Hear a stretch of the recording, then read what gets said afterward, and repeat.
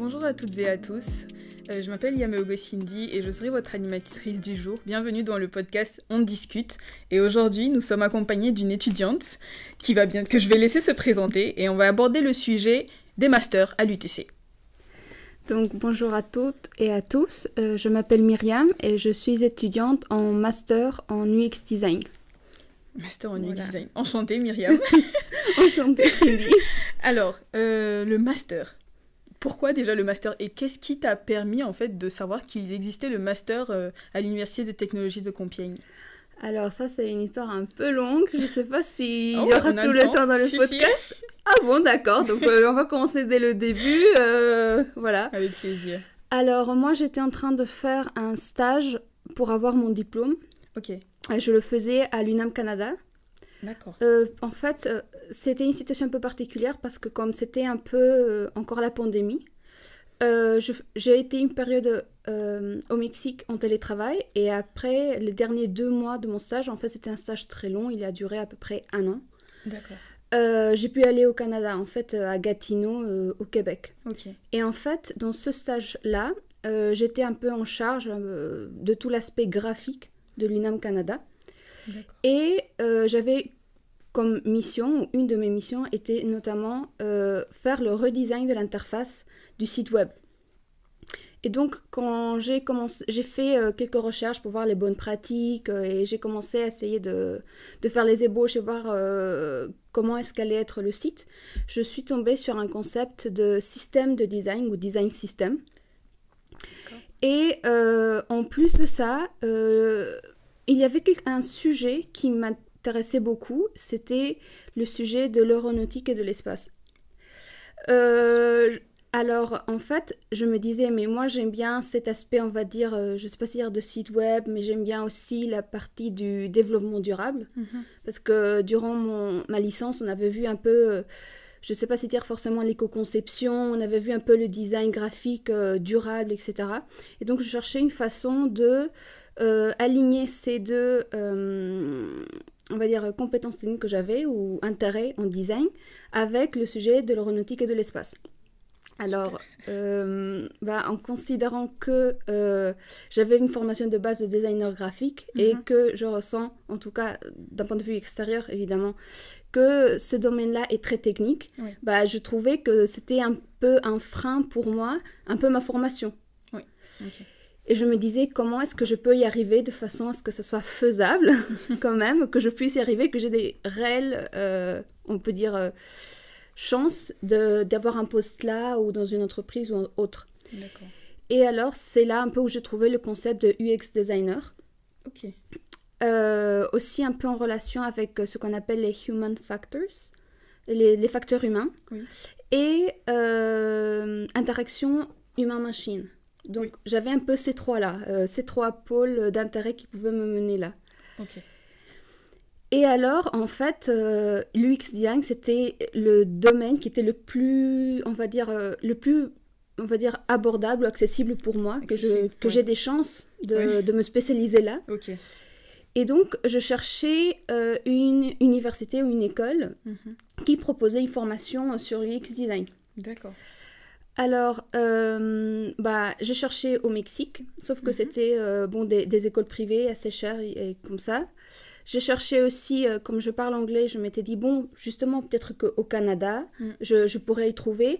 Et j'ai trouvé quelque chose de semblable, mais pas exactement. En tout cas, j'ai passé des mois et je ne trouvais pas forcément une formation d'UX designer très précisément. Je trouvais design digital, design visuel ou un truc comme ça. D'accord. Mais pas exactement en UX design en tout cas. Même, je crois que j'ai trouvé en humanité numérique quelque chose comme ça. Oui. Alors, bon, ok, d'accord, je vois un peu là. Je vois aussi aux États-Unis, je m'étais dit, bon, ok, peut-être, voilà, avec, évidemment, il faut aussi chercher des bourses et tout. Alors, je m'étais dit, bon, avec une bourse, je pense que ça peut être faisable, peut-être. Sauf que, non, c'est pas faisable. Voilà. Ok, et du coup, tu t'es tournée potentiellement vers la France. La France, exactement, comme je parlais aussi français, je m'étais dit, bon, c'est faisable. Exactement. Voilà, c'est faisable. Ok. Et j'ai trouvé l'UTC. D'accord. Et voilà, bon, ça c'est la version un peu réduite de l'histoire. Donc j'ai trouvé l'UTC. J'ai vu un peu, évidemment, les cours. Oui. Et aussi quelque chose dont j'avais remarqué dans les offres, qu'il y avait dans le secteur de l'aéronautique et de l'espace, c'était la plupart du temps demander des étudiants en provenance d'une école d'ingénieurs. Oui. Donc l'UTC correspondait un peu à tous ces critères un peu. C'est ça, oui. Voilà. Ok. Oui, sauf que effectivement, c'est vrai que l'UX design dans le domaine de tout ce qui est ingénierie, c'est beaucoup recherché, mais là, on a en fait... En sortie de ce qu'on fait actuellement, ça sera un master et pas un diplôme d'ingénieur. Ouais. Donc, c'est vrai qu'à l'UTC, c'est beaucoup plus vulgarisé le parcours ingénieur. Comment ça se fait que tu aies trouvé le master? Tu as juste fait une demande, tu as fait juste une recherche. Comment tu as trouvé? Est-ce qu'à la base, tu savais que c'était une école d'ingénieur ou tu as juste tapé master UX design? En vrai, j'ai passé des mois à chercher un master en UX design. Et c'est peut-être un peu bizarre sur Google, je sais pas comment ça se fait. Mais au début, je trouvais pas grand-chose. Oui. Et après, évidemment, je cherchais pas forcément tous les jours, je veux dire, mais au moins une fois par semaine, je cherchais des choses. Alors, je sais pas, un jour, j'ai recherché, je m'étais dit, allez, peut-être que, je sais pas, un lien m'envoie notre lien site, m'envoie notre site, et je suis tombée sur l'UTC. C'était un peu comme ça. Oui. J'ai vu la formation. J'ai dit, ouais, ça a l'air d'être bien. Et après, évidemment, j'ai dit, il faut quand même que je sache qu'est-ce que l'UTC. Donc, j'ai bien cherché, j'ai vu que c'était une école d'ingénieur. J'étais un peu surprise et je m'étais dit, mais est-ce que je peux être admise? Je suis pas sûre. Mais j'ai vu les points, on va dire, les caractéristiques du candidat, etc. Je m'étais dit, en comparaison à d'autres écoles, j'ai des chances à être acceptée. Et me voilà. Félicitations. Parce que oui, je partage le même avis que toi dans le sens où, en tout cas, à l'UTC, c'est, de prime abord, en tout cas, tout ce qu'on voit, c'est le cycle ingénieur. Et moi, quand j'ai connu l'UTC, c'était d'abord le cycle ingénieur. Et ensuite, je me suis rendu compte qu'il proposait d'autres cursus, d'autres parcours. Et c'est là que, du coup, j'ai trouvé l'UX design également. Mais quand tu es arrivé à l'UTC, parce qu'à l'UTC, en fait, je me dis que en fait, les cours que tu as, est-ce que c'est que des cours en UX design ou tu partages des cours avec d'autres étudiants, d'autres filières? Ouais, donc à la base, j'ai eu les UV obligatoires de UX design, mais il fallait que je choisisse d'autres types d'UV. Alors moi en fait... Qu'est-ce que c'est qu'une UV du coup? Ah oui, c'est vrai, une petite UV. Une UV, c'est ce qu'on appelle une unité de valeur. En fait, techniquement, pour les masters, c'est une UE, unité d'enseignement, mais en fait, tout le monde dit UV. Ça veut dire un cours, en gros. Un cours que tu suis durant le semestre. On en a plusieurs. Voilà, en enseignement. Et donc, j'ai choisi quelques cours ou quelques UV en TSH, donc le département de... Je sais que ça a changé de nom, mais c'est sciences humaines, on va dire, et sociales, techniques, sciences humaines et sociales, quelque chose comme ça. Exactement. Voilà. Et en fait, tout à fait au début, le premier semestre, comme je n'avais jamais suivi un enseignement en français, on va dire, académique comme ça, je m'étais dit, ce serait bien de prendre une UV de langue, donc le français. J'étais au dernier niveau et ça m'a vraiment aidé beaucoup à améliorer mon français, ce qui était vraiment très bien. Mais aussi, j'ai suivi des UV en sciences cognitives, donc ce qui est SC12, c'est sciences, cognition, technologie, quelque chose comme ça. Oui, voilà. Technique, oui. Voilà, avec Charles Lenné. Il y a eu aussi, durant mon deuxième semestre, j'ai suivi cognition sociale avec Florent Levillain. Ok. Et j'ai fait aussi participer dans je participais à un séminaire. Et en ce moment, je suis des UV aussi culture et histoire des techniques. Donc c'est un peu philosophie, j'aime bien histoire, philosophie, des trucs comme ça. Voilà. Super. Du coup, ça veut dire que tu partages certains cours avec des élèves ingénieurs qui sont dans le parcours ingénieur. Ouais. Est-ce que tu as déjà eu à te présenter en cours et dire, moi je suis Myriam, du coup je suis en parcours master, est-ce que c'est déjà arrivé? Oui, en fait, c'est plutôt drôle parce que le master du UX design n'est pas très visible quand je dis je suis étudiante en master en UX design. Tout le monde, ils sont un peu surpris d'abord, un peu, est-ce que ça existe à l'UTC? Donc c'est un peu il faut qu'après que je commence à expliquer, même à essayer parfois de temps en temps de montrer peut-être un petit lien entre l'UX design et l'ingénierie quand même pour ne pas sortir de contexte. Totalement, oui. Et après, ils disent « Ah oui, c'est intéressant !» C'est voilà. ça, oui. Voilà. Donc, c'est un petit moment difficile, mais après, ça passe et c'est bien, ils sont tous gentils. Totalement. Mais du coup, concrètement, qu'est-ce que l'UX design? Vu que là, en fait, tu nous as expliqué, mais légèrement, en surface, là, on aimerait savoir vraiment c'est quoi, en fait, l'UX design. Ah, ça, c'est une grande responsabilité de définir quelque chose. Alors, je vais essayer je dirais, l'expérience utilisateur fait référence à, de façon très simple, je dirais, à l'expérience qu'on a lorsque on interagit avec un objet, avec, par exemple, ça peut être aussi une exposition, je dirais. Et c'est notamment, si j'utilise, on va dire, un cas typique, même s'il y a d'autres cas, c'est un peu lorsque on prend notre téléphone, notre smartphone, et on va dans une application, et on va voir une interface qui va montrer plusieurs boutons, plusieurs fonctionnalités, qui va nous permettre de faire quelque chose. Par exemple, je ne sais pas, je pense peut-être à une application bancaire. Oui. On va notamment peut-être faire des virements, on va vouloir consulter notre solde, et il y aura des choses qui vont être très importantes comme nous, utilisateurs d'une application de banque. Et donc, qu'est-ce qu'il ferait l'UX designer? Ce qu'il ferait, c'est que s'il voulait améliorer l'application, c'est d'abord savoir quelle est l'expérience de la personne avec ses démarches bancaires. Donc, quel est le parcours le plus important qu'il doit faire? Peut-être que la première chose qui l'intéresse, c'est voir son solde et pas forcément faire un virement. C'est ça.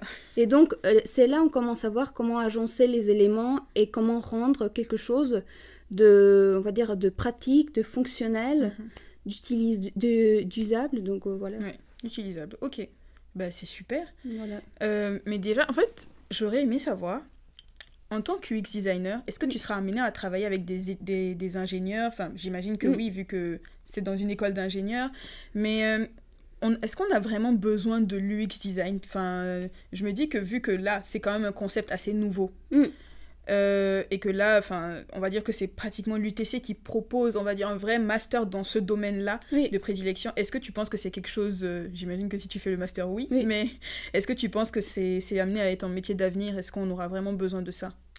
Alors, je pense que quelque chose qui est très important dans la formation comme dans le métier de UX designer, c'est la partie de recherche. Non, quand je dis recherche, c'est connaître, on va dire, je ne sais pas si dire un peu comme ça, mais les habitudes qu'ont les gens, la façon dont ils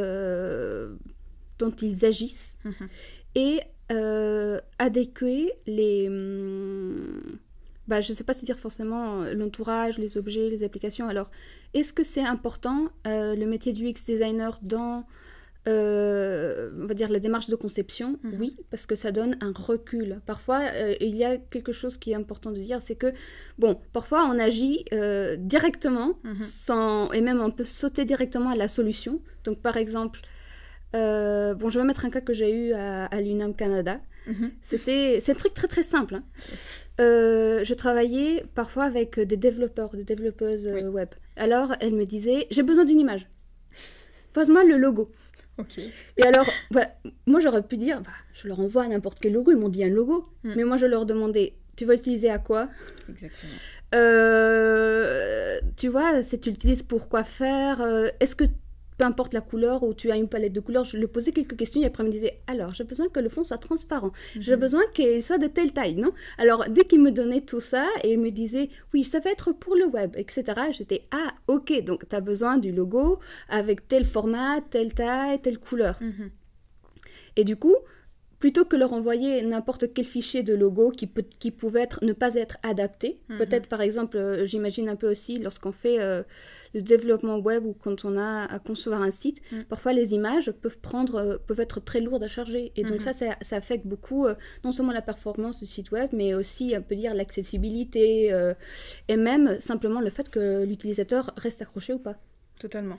Alors, c'est pas non plus réduire le site web à une image, mais ça fait partie d'eux. Alors, ce n'est qu'en sachant un peu tout ce que je viens de dire, un peu à quoi tu vas l'utiliser, même peut-être toi comme personne, tu auras une façon de travailler. Donc aussi, il faut penser à est-ce que ce que je te partage ou la solution que je propose est adaptée à toi, à ton contexte, à l'utilisation. Et alors, dans ce sens-là, je trouve que l'UX design est très important.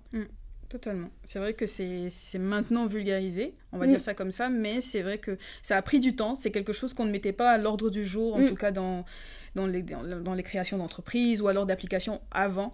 Mais aujourd'hui, je pense que c'est quand même un métier d'avenir aussi, de ce que tu me dis. Mais du coup, qu'est-ce que tu pourrais dire à un étudiant qui n'a pas forcément fait une école d'ingénieur avant et qui se dit je ne pourrais jamais rentrer à l'UTC parce que en fait, le stéréotype, c'est que l'UTC, c'est une école d'ingénieur. Ça n'existe pas, le cycle master. Est-ce qu'il faut faire des recherches? Comment il faut s'informer, en fait, pour savoir que l'UTC propose aussi ce style de parcours-là?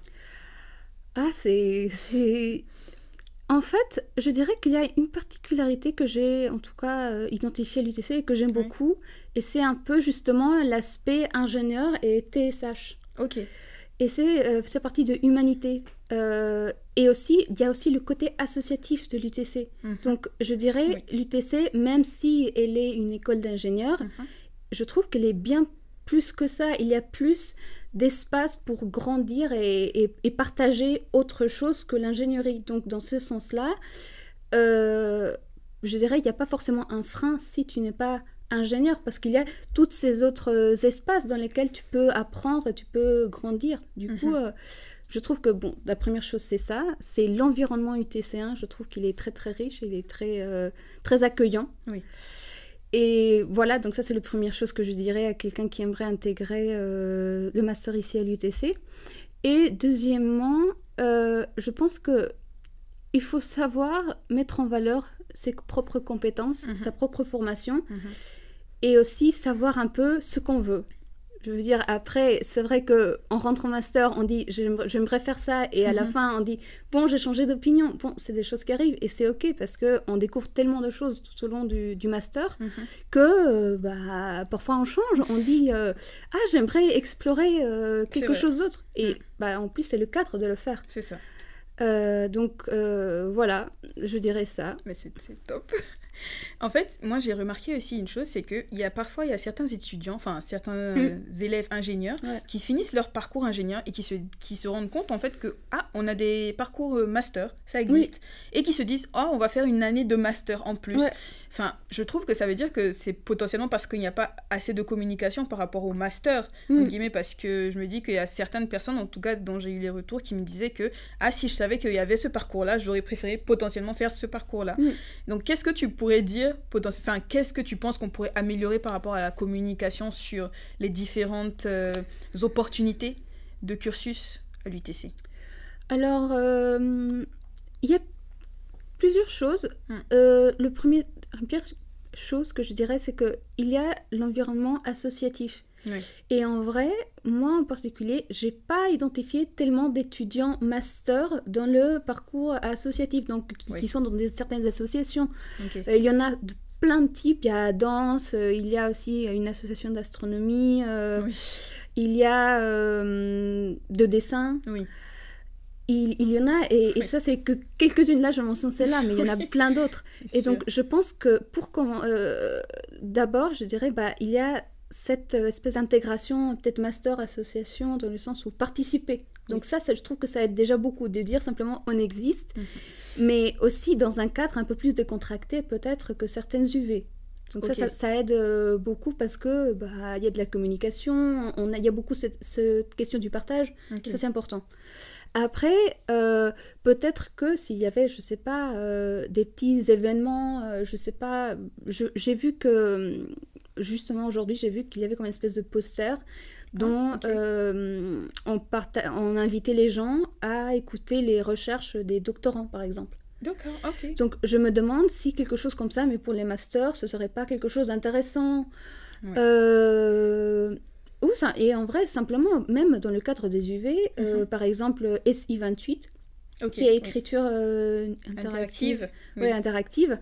Il y a des étudiants de plusieurs filières. Et donc, le fait aussi qu'il y ait présent aussi des masters, et même des étudiants de plusieurs filières, ça fait aussi, ça aide un peu à rendre visible les masters. Donc voilà, c'est un peu ce que je pense. Totalement. Je pense aussi que cette vidéo participe à, ouais. à encore plus montrer aux gens que ça existe effectivement, le parcours master. Nous ne sommes pas si rares que ça. En effet. Effectivement, ok. Mais du coup, tu portes une double casquette parce que de ce que tu m'as dit et de ce que j'ai su, en tout cas, tu as été déléguée de la promotion en M1. Oui, c'est ça. Alors, est-ce que tu peux m'expliquer un peu ton rôle? Quelles étaient tes missions en tant que déléguée? Donc, en fait, ce que j'ai fait durant cette période-là, c'était que on a eu 2 réunions avec le responsable pédagogique. Et donc, l'objectif de ces réunions, c'était un peu comment se déroulaient les cours, les UV pour l'ensemble des étudiants. Et voir qu'est-ce qui pouvait être amélioré. Ok. Donc, notamment, on a eu justement 2 réunions tout au long de l'année. Une première simplement pour faire un suivi de comment ça se passait. Et le deuxième pour dire, bon, voilà, à nouveau un deuxième petit suivi, mais aussi dire, alors, est-ce qu'on ne pourrait pas peut-être améliorer certaines UV ou les changer un petit peu? Et notamment, ça c'était le cas pour une des UV qu'on a maintenant, un cours spécialisé sur Figma. Oui. Et donc, ça, c'était un peu grâce à ces suivis, à ces réunions. Voilà. Ok.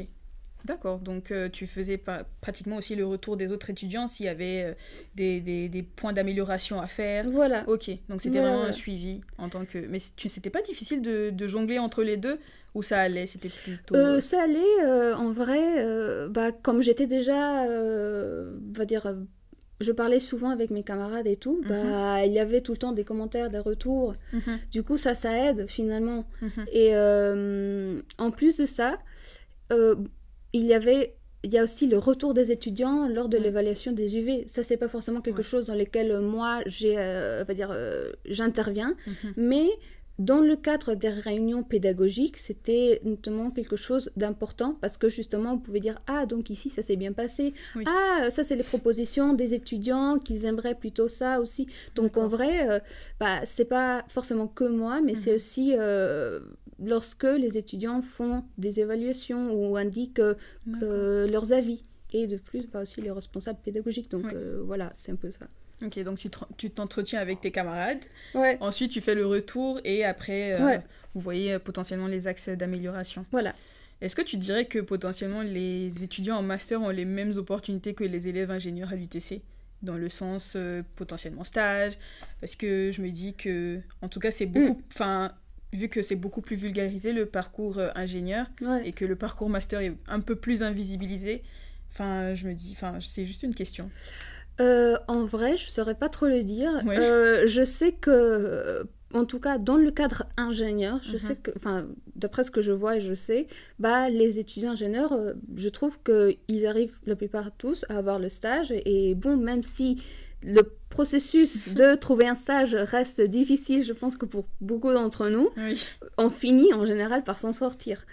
Dans le cas du master, je pense que ça doit être à peu près la même chose.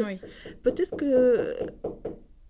que ce qui surprend, c'est le fait qu'on est des étudiants en UX design et qu'on est à l'UTC et pas dans une école de design, par exemple. C'est ça, peut-être c'est ça ce qui peut être un peu surprenant, mais je pense pas que ça, non plus, ça déboussole trop les gens, les recruteurs. Ok, voilà. D'accord. C'est top parce que c'est vrai qu'avant de venir ici, parce que je suis étudiante aussi, du coup, j'ai vraiment connu l'UTC en tant qu'école d'ingénieur et c'est vraiment super intéressant de pouvoir discuter avec une étudiante qui est dans le cycle master et de pouvoir savoir que tu as même été aussi déléguée. Donc, tu penses qu'en tant que déléguée, on peut on peut plus rendre visible le master en tant que déléguée? Est-ce qu'on a une voix qui porte plus haut, qui peut aider les autres étudiants en master? Je pense que dans la relation, on va dire, délégué-étudiant et justement aussi un peu avec le responsable pédagogique, je pense qu'on peut arriver à faire des projets intéressants. Dans mon cas, bon, j'ai pas trop visé trop à ça en tout cas, mais je pense que s'il y a l'initiative et il y a vraiment aussi une bonne communication et de l'enthousiasme pour ce type de projet, en vrai, je pense que c'est tout à fait faisable. Ok, super. Bah, pour la petite histoire, moi, j'ai été étudiante en psychologie. Ensuite, j'ai été acceptée à l'UTC. Enfin, je pense que c'est aussi un message. Je pense que tu voudrais passer aussi un message à la fin pour dire que tout le monde peut accéder à l'UTC, que ce soit dans le cycle ingénieur ou le cycle master. Il ne faut pas que les gens se ferment les portes. Ouais. Du coup, qu'est-ce que toi, tu dirais par rapport à ça ? Je dirais... Bon, il faut rester ouvert. Ok. Vraiment, ça c'est quelque chose de très important. Ne pas se fermer parfois sur, par exemple, justement, tu parlais école d'ingénieur. Par exemple, moi j'ai une formation de design graphique. Du coup, tu dirais, mais ça va pas marcher. C'est ça. Mais on est surpris. C'est ça, oui. Voilà. Et donc, c'est un petit message que je partagerais, c'est il faut rester ouvert aux possibilités et aussi avoir le courage de se lancer. Super. Voilà. En tout cas, merci beaucoup pour ce podcast. Merci d'être venu, d'avoir intervenu. Tu nous as appris beaucoup déjà sur les masters, sur cette réalité, parce que ça existe, on est là, on existe.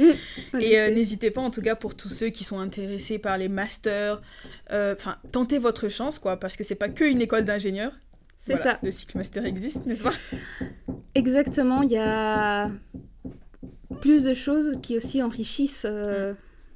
on va dire le parcours associatif, il y a les UVTSH, il y a l'aspect aussi ingénieur, et ça fait un tout plutôt agréable, je dirais. Je pense que ce mélange, effectivement, est super, parce que c'est quand même, je vais pas dire rare, mais en tout cas, c'est super intéressant de pouvoir faire des cours avec et les élèves ingénieurs, mais également aussi dans ton cursus master. Enfin, tu ressors très riche par rapport à ça. Ouais, c'est ça. Je dirais justement que tu travailles beaucoup dans tes compétences de communication, de savoir expliquer ton point de vue et d'accepter le point de vue des autres aussi, et d'essayer de trouver un consensus. Notamment dans les équipes projets, voilà. C'est plutôt bien. Mais oui, les équipes projets, est-ce que la manière de réfléchir des étudiants qui sont en master et ceux qui sont dans le cursus ingénieur est pareil? Quand par exemple vous devez faire des projets dans des TSH par exemple, comment ça se passe? Est-ce que c'est compliqué ou pas du tout? Alors, je dirais qu'il y a plusieurs situations qui peuvent se présenter lors de la communication. Et je dirais... parfois, ça c'est quelque chose aussi qu'on nous dit, parfois, c'est que les étudiants ingénieurs vont avoir une approche directe à la solution, sauter directement à la solution, non ? C'est un peu dire, je sais pas, moi je pense en exemple de design graphique, du coup je vais dire, par exemple, une feuille, il faut la couper. Oui. Alors, on dit, solution, ciseaux. C'est ça. Rapide. Mais qu'est-ce qui se passe si je dis, non, mais moi, je dois couper en forme circulaire et avec une façon très, très détaillée. Je dois découper des morceaux de 1 mm. Est-ce que vraiment des ciseaux vont être adaptés à faire ça? Pas forcément. Et donc, dans ce sens-là, il faut dire, alors, je veux faire quoi? Je veux découper une feuille de façon détaillée, voilà, il faut réfléchir, il faut savoir cerner le problème. Et dans cette réflexion qui n'est pas sauter directement à la solution, on a le côté UX design qui va peut-être arriver à pouvoir cerner mieux le problème pour après agir. Ayant dit cela, aussi ce que je veux dire par là, c'est que en fait, ce sont des façons de réfléchir différentes entre UX design et ingénieur. Et c'est même si je ressens que cette façon dont je parle de la formation ingénieur peut être un peu stéréotypée, c'est-à-dire tu trouves vraiment des gens qui pensent différents, même qui pensent un peu de façon designer en vrai. Donc il faut simplement, je dirais, savoir dialoguer, communiquer et mettre en avant et argumenter justement les choix. Ça, c'est aussi très important. Peu importe le parcours, il faut savoir argumenter bien les choix. Super. Merci beaucoup. Voilà. C'était de très belles paroles. Quel conseil pourrais-tu donner à un étudiant lambda qui voudrait intégrer l'UTC, mais ne sait pas forcément comment faire, qui se pose des questions, notamment par rapport même au cursus master? Est-ce qu'il a une possibilité? Quel est ton mot de la fin, du coup, par rapport à ça? Alors, le mot de la fin, là, de l'archi-fin, c'est... Alors, on consulte le site web de l'UTC, on lit comment ça se passe, comment candidater, où candidater, quand candidater, important, qu'est-ce qu'on a besoin pour faire notre dossier. Mais ça, je dirais, c'est pas suffisant à 100% si on veut avoir un aperçu de ce que c'est l'UTC. Et je dirais, le mieux, c'est parler avec des étudiants. Oui. Genre des étudiants soit qui sont déjà à l'UTC oui. ou qui ont été à l'UTC mais qui savent un peu comment ça se passe. Parce qu'en vrai, parfois, rentrer à l'UTC, quand on est nouveau, parfois on est un peu perdu. Oui. Je pense que ça aussi, ça arrive dans d'autres cas. Oui. Mais on est un peu perdu. Oui. Et quoi de mieux que, je sais pas, que d'être accueilli avec un autre étudiant qui puisse te guider un peu sur le fonctionnement de l'UTC. Mais totalement. Et voilà. Où est-ce que tu penses qu'on peut trouver ces anciens étudiants ? Excellente question. Alors, je dirais, soit je sais pas, j'aimerais dire, on enquête un peu, je sais pas, peut-être qu'on connaît quelqu'un qui connaît un étudiant UTC1, voilà. Potentiellement, oui. Ça, c'est une possibilité. 2, en vrai, moi j'ai contacté tout à fait au début du master. Moi j'étais un peu perdue. Du coup, moi sur LinkedIn, j'ai contacté une personne qui avait fait son parcours à l'ITC. Et donc, comme ça, j'ai pu connaître un peu comment ça se passait. Du coup, voilà. Et sinon, en vrai, je sais pas, peut-être qu'en envoyant un message au responsable pédagogique et lui demander est-ce qu'il y aurait pas un étudiant du master qui pourrait me dire comment ça se passe, peut-être que ça marche. Effectivement. Et la morale de l'histoire, c'est qu'effectivement, il faut vous créer un compte LinkedIn. C'est super important, même pour le réseautage. Donc, n'hésitez surtout pas. En tout cas, merci beaucoup, Myriam, d'être venue aujourd'hui. Merci à toi, Cindy. C'était vraiment agréable de parler avec toi. Super. Je vous remercie d'avoir suivi ce podcast. Nous remercions également Héloïse et Serge qui sont à la régie. Également le service communication de l'UTC qui nous permet de faire ces très beaux podcasts qui vous intéressent et qui nous intéressent également. Et nous remercions également la CAP. Merci encore et bonne journée. Bonne journée.